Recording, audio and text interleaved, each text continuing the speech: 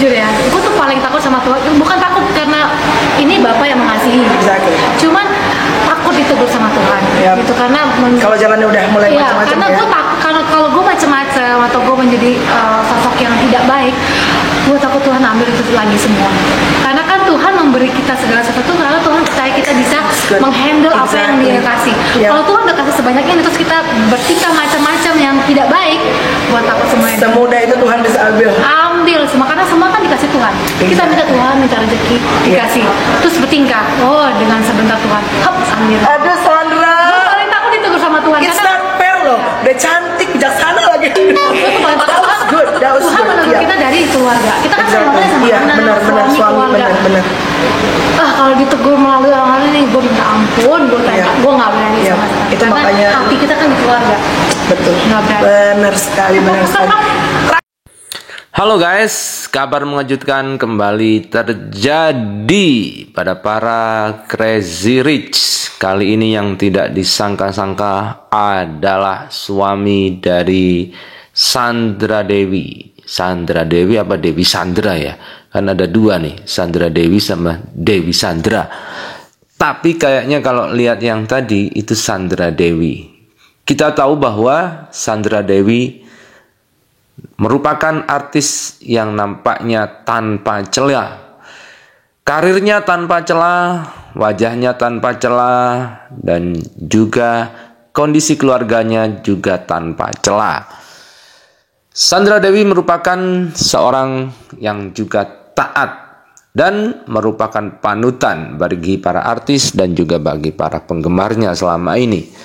Makanya itu sangat kaget saat suaminya yang dikenal tajir melintir itu tiba-tiba digelandang oleh polisi guys karena dugaan kasus korupsi tambang timah bersama Crazy Rich yang lain. Hal ini tentu akan mengubah kehidupan dari Sandra Dewi yang awalnya tenang-tenang saja, tidak ada apa-apa, seperti lautan yang tidak pernah bergejolak. Tapi kali ini ada badai yang tiba-tiba datang. Sandra Dewi kemudian menjadi sorotan banyak orang, sementara sang suami harus meringkuk di penjara karena statusnya sudah ditetapkan sebagai tersangka. Nah begitulah guys, memang hidup ini tidak ada yang tahu. Yang kita lihat baik-baik saja, ternyata di dalamnya juga ada ujian dan bencana. Yang kelihatannya tidak baik-baik saja, ternyata di dalamnya penuh hikmah dan juga cerita bahagia. Karena itulah banyak yang menyorot, dan berikut ini adalah para netizen yang mengomentari kejadian yang menimpa Sandra Dewi. Sandra Dewi tadi di video awal waktu itu diwawancara oleh Melanie Ricardo. Dia mengatakan bahwa dia takut untuk bermain-main, tidak taat kepada Tuhan. Takut diambil guys. Dan ternyata beneran sekarang Tuhan tiba-tiba saja seakan-akan tiba-tiba mengambil semua, merenggut semua kebahagiaan itu dari Sandra Dewi. Ya mudah-mudahan saja Sandra Dewi dan suaminya bisa kuat dalam menghadapi ujian dan cobaan ini. Tapi hati-hati ya kalau ngomong. Hati-hati kalau ngomong Sandra Dewi dan juga artis-artis yang lain. Jangan-jangan kalau ngomong siap untuk diambil oleh Tuhan, maka Tuhan pun akan mengambilnya dengan tiba-tiba. Tetapi itu pun kalau Anda macam-macam. Tapi kalau Anda tidak macam-macam, ya Tuhan masih akan sayang. Tetapi memang banyak yang penasaran dari mana Sandra Dewi dan suaminya mendapatkan kekayaan yang begitu besar. Dan ternyata ada dugaan korupsi tambang timah.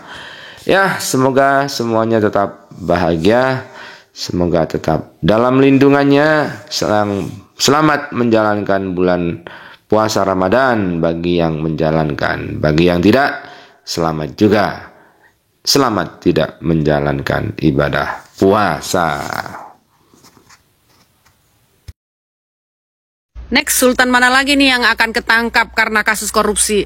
Sebelumnya, Crazy Rich Surabaya ketangkep katanya informasinya diduga menggelapkan emas.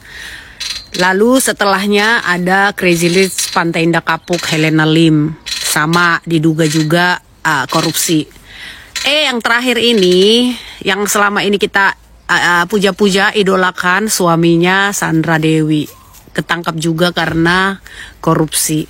Kadang-kadang ya kalau kita lihat memang orang-orang tajir melintir di sosial media ini, kita kayak nggak habis pikir gitu, dapat duitnya semudah apa sih?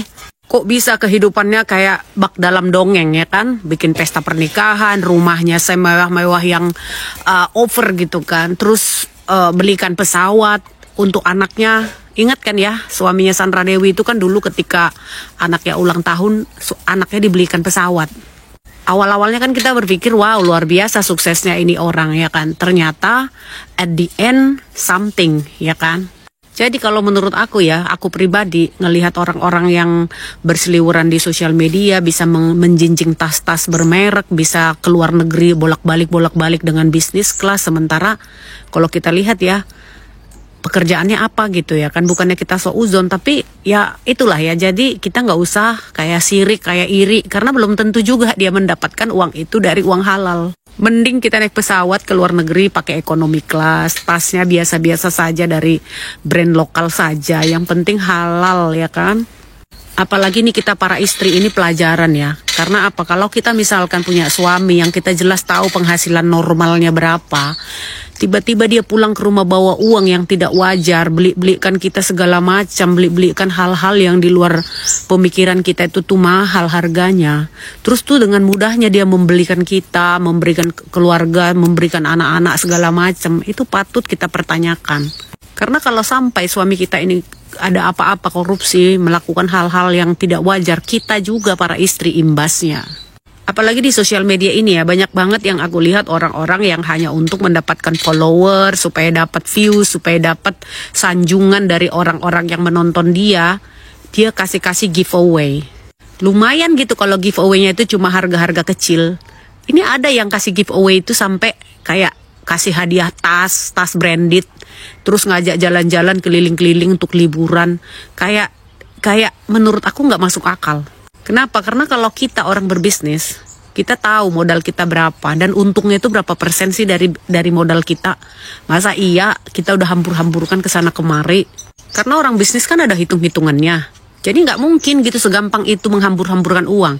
Jadi kalian pantau lah, kalau orang yang gampang-gampang banget ngambur-ngamburkan uang, nggak kira-kira, itu pasti uangnya uang dari mana? Uang yang gampang didapat, bukan uang yang dari bisnis. Kalau dari bisnis orang pasti hitung. Tahun depan, bulan depan, ini untuk dipakai modal, untuk diputar-putar kembali, bukan untuk dihambur-hamburkan. Apalagi misalkan kalau dia itu seorang pegawai pemerintahan. Ya, entah itu BUMN, entah itu PNS, tiba-tiba sosial medianya mewah, tasnya branded dari segala macam, jalan-jalan mewah segala macam. Dari mana itu duit? Kita pasti tahu, apapun jabatannya di seluruh Indonesia, di seluruh level pemerintahan itu ada batas gajinya. Berapa nominalnya ada. Berarti kalau dia bisa hidup mewah, hidup segala macam, patut dipertanyakan.